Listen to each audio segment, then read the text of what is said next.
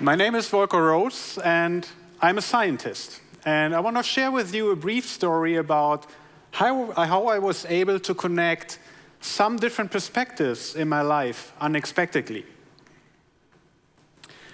Those two perspectives that I was able to connect are art and science. So I know that for many of us, art and science seem to live in very different domains. Like one driven by data and facts, and the other driven purely by human emotions. The science carried out by dry introverts, and on the other side, we have expressive eccentrics. But maybe these are just stereotypes. Maybe art and science has a lot in common. And this is my story. I didn't see that art and science would have anything in common as a scientist. However, the truth is that art and science share a lot. The artist studio and the scientist laboratory are actually great places in which we try to answer the big questions in our life. Questions like, where are we coming from? Or how does the world around us work, and how can we make it work for us and for the best in our society? Or the big question about, where are we going? All these are defining questions in both, in art as well as in science. Now, I was trained as a scientist, and my expertise lies in the area of the study of very small structures, so-called nanoscale materials. These are materials at the length scale of just a few atoms or molecules. And in my research, I utilize the Advanced Photon Source, which is a big facility that produces ultra-bright X-rays. Now there are more than 5,000 scientists that come to this facility, the Advanced Photon Source, every year to study problems in almost every area of science, from biology to physics and chemistry, environmental science, and so on and so forth. And the problems the scientists bring with them and the answers they gain from their experiments have real impact on our technologies, on our health, on our prosperity, and of course on our fundamental understanding of the world around us.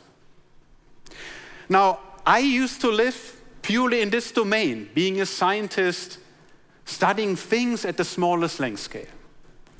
But there was one defining moment in my life, and I want to share this story with you. It all started with a student. His name was Gerald. A couple of years back, we were in the laboratory trying to find the next material for advanced data storage. Now, I remember it was a dark night, it was fall, it was chilly outside already.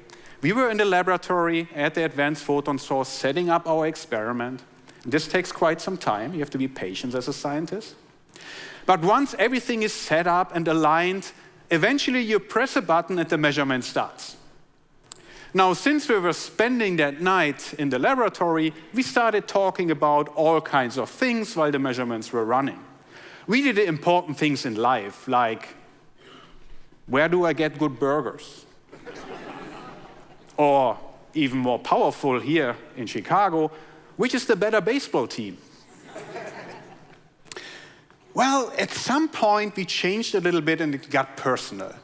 And Gerald told me, well, I just met this beautiful girl by the name Gwen, and I fell deeply in love. And I thought, well, this is really interesting, but it wouldn't have changed my life, to be honest. But then he continued and told me that Gwen was a postdoctoral researcher at the Art Institute in Chicago, and they were working on a project where they tried to understand what kind of paint Pablo Picasso had used in some of his artwork. And here we go. this was the defining moment in my life. Because all of a sudden I realized, beside that love story, that all my expertise that I had gained as a scientist could be helpful to answer a question in cultural heritage. And here we go. The next day I made connection to Francesca Casario from the Art Institute, and we started a study on Picasso paints. Now, it was thought for a long time that Pablo Picasso was actually one of the first artists using conventional cheap house paint instead of the oil paints that all the contemporaries had used. But there was no clear scientific evidence. There was some thought about why and how he might have done it, and particularly what kind of paint he might have used. And this was the house paint by the name Ripolin. So what we had to do in our study is we had to get a paint sample of a Picasso painting, which we already had through the Art Institute, but then on the other side, we had to find paint samples from the same time. It's almost 100 years ago. So how would you do this? Well, our way of doing it is relying on us, the human beings, because we are kind of strange sometimes. To be honest, many of us are collectors of something. And believe it or not, there's a community out there collecting old paint samples. But it gets even better. So we have a world-class facility, the Art Institute in Chicago. We have a world-class science facility, the Advanced Photon Source in Illinois here. And how do we get our samples? Well, we use the French version of eBay. By collecting paint samples on eBay and having real Picasso paint samples, we were actually able then to shoot highly focused X-ray radiation on a tiny speck of paint and clearly determine, and that's no joke, that Pablo Picasso indeed, although his paintings are selling for millions and millions of dollars, was using cheap conventional house paint in some of his artwork.